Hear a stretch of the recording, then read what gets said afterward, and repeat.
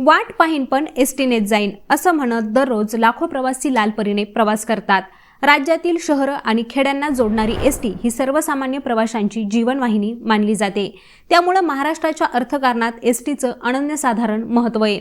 लहान मुलं, महिला, ज्येष्ठ नागरिक, अंध, अपंग, पुरस्कारप्राप्त अशा अनेक घटकांना असलेली सवलत आणि इतर प्रवाशांनाही खिशाला परवडणारा दर असल्यानं एसटीनेच प्रवास करण्याकडे अनेक नागरिकांचा ओढा असतो। पण आता याच संख्येवर मोठा परिणाम होण्याची शक्यता आहे। एसटीची तब्बल 14.95% भाडेवाढ करण्याचा निर्णय झालाय। शनिवारपासून ही भाडेवाढ लागूही झाली आहे। याच निर्णयामुळे एसटीने नियमित प्रवास करणाऱ्यांवर आर्थिक ताण येणार आहे हे तर नक्की आहे। विरोधी पक्षांनीही या निर्णयावर मोठी टीका केली आहे।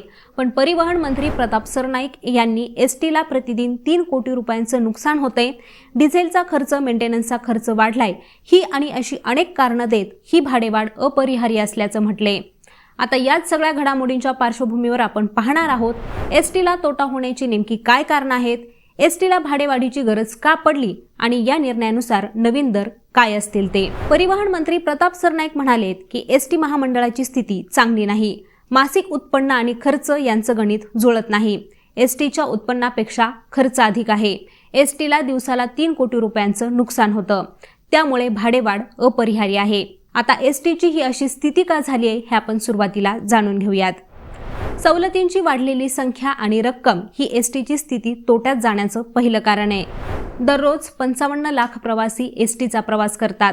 याद्वारे महामंडळाला प्रतिदिन जवळपास 23 कोटी रुपयांचं उत्पन्न मिळतं।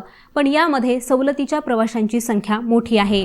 एसटीमध्ये 12 वर्षांपर्यंतच्या मुलांना, 75 वर्षांपर्यंतच्या महिलांना आणि 65 ते 75 वर्षांपर्यंतच्या ज्येष्ठ पुरुषांना 50% सवलत आहे। याशिवाय विद्यार्थी आणि नोकरदारांचे मासिक पास, विविध पुरस्कार्थी, अंध आणि अपंग व्यक्ती, विविध आजारांनी ग्रासलेले रुग्ण अशा जवळपास 3 डझन सवलती दिल्या जातात।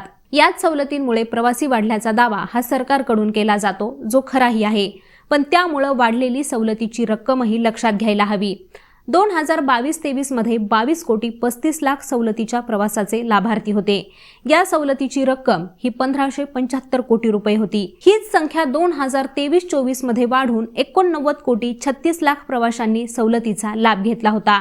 या सवलतीची रक्कम तब्बल 4011 कोटी रुपयांवर पोहोचली आहे।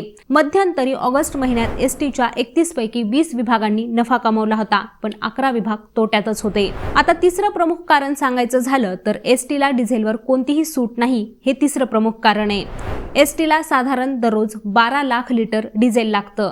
पूर्वी महामंडळाला सवलतीच्या दरात डिझेल पुरवठा केला जात होता, पण काही वर्षांपूर्वी तो बंद करण्यात आला। त्यामुळे प्रतिवर्षी साधारण 3400 ते 3500 कोटी रुपये इतकी रक्कम ही डिझेलवर खर्च होते। मध्यंतरी अर्थसंकल्पात मुंबई, ठाणे आणि नवी मुंबई या महानगरपालिका क्षेत्रातील डिझेलवरील मूल्यवर्धित कर हा 24% 21% करण्यात आला। पण एसटीच्या बहुतांश गाड्या ग्रामीण भागात डिझेल भरतात, त्यामुळे या घटलेल्या कराचा एसटीला फायदा झालेला नाहीये। सरकारकडूनही एसटीला पुरेशी मदत मिळत नाही हे चौथं कारण आहे।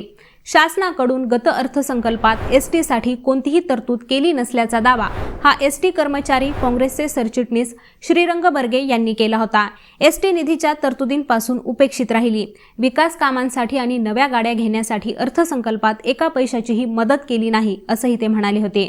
शिवाय राज्य शासनाकडून दिला जाणाऱ्या सवलतीच्या रकमेचा फरकही नियमित दिला जात नाही असंही त्यांचं सांगणं आहे। आता वाढलेला खर्च हे पाचवं आणि प्रमुख कारण आहे। एका बाजूला उत्पन्न घटत असतानाच दुसऱ्या बाजूला मागच्या काही वर्षात महामंडळाचा खर्च हा मोठ्या प्रमाणात वाढलाय। संपानंतर कर्मचाऱ्यांचे पगार वाढवण्यात आलेत। एसटीचे सुटे पार्ट महाग झाल्यानं मेंटेनन्सचा खर्च अधिक येऊ लागलाय, त्यामुळे खर्चात वाढ होऊ लागलीये। एसटीला कुठलीच कर आकारणी नसावी अशी मागणी वारंवार होतीये, मात्र दुर्दैवानं साधारण विविध कराच्या रूपानं वर्षाला 1200 कोटी इतकी रक्कम ही एसटीला भरावी लागतीये। मेंटेनन्सचा आणि डिझेलचा खर्च जास्त असल्यानं महामंडळाने इलेक्ट्रिक गाड्यांवर आता भर दिलाय। या नवीन बसेस खरेदी करण्यासाठीही एसटीला पैसे लागणार आहेत। एसटीकडे आज घडीला 14,300 स्वतःच्या बसेस आहेत, त्यावर 87,000 कर्मचारी कार्यरत आहेत। परिवहन मंत्री प्रताप सरनाईक यांनी सांगितले की इलेक्ट्रिकच्या 5,000 बसेसची ऑर्डर दिली आहे। 450 ते 500 बसेस या एसटीच्या ताब्यात आल्यात। स्वतः उपमुख्यमंत्री अजित पवार यांनीही सांगितले की नवीन बसेस खरेदी करण्यासाठी आम्हाला पैसे लागणार आहेत। आता महसूल वाढीच्या दृष्टीनं दिवाळीच्या हंगामात सर्व प्रकारच्या बसच्या तिकीट दरात सरसकट 10% हंगामी भाडेवाढ केली जाते। गतवर्षी ही तिकीट दरवाढ 25 ऑक्टोबर ते 25 नोव्हेंबर 2024 या एका महिन्याच्या कालावधीसाठी होती। पण विधानसभा निवडणुकीपूर्वी मतदारांना खुश करण्यासाठी महायुती सरकारनं ही हंगामी भाडेवाढ रद्द केली होती। यामुळेच दिवाळीत एसटी प्रवाशांना दिलासा मिळाला। परंतु दिवाळीमध्ये मिळणाऱ्या शेकडो कोटी रुपयांच्या उत्पन्नावर एसटी महामंडळाला पाणी सोडावं लागलं होतं।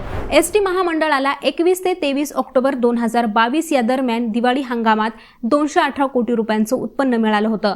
पण एसटी मधून प्रवास करणाऱ्या 75 वर्षीय ज्येष्ठ नागरिकांना 100%, तर 65 ते 75 वर्षांपर्यंतच्या ज्येष्ठ नागरिकांना तिकीट दरात 50% सवलत देण्यात आली।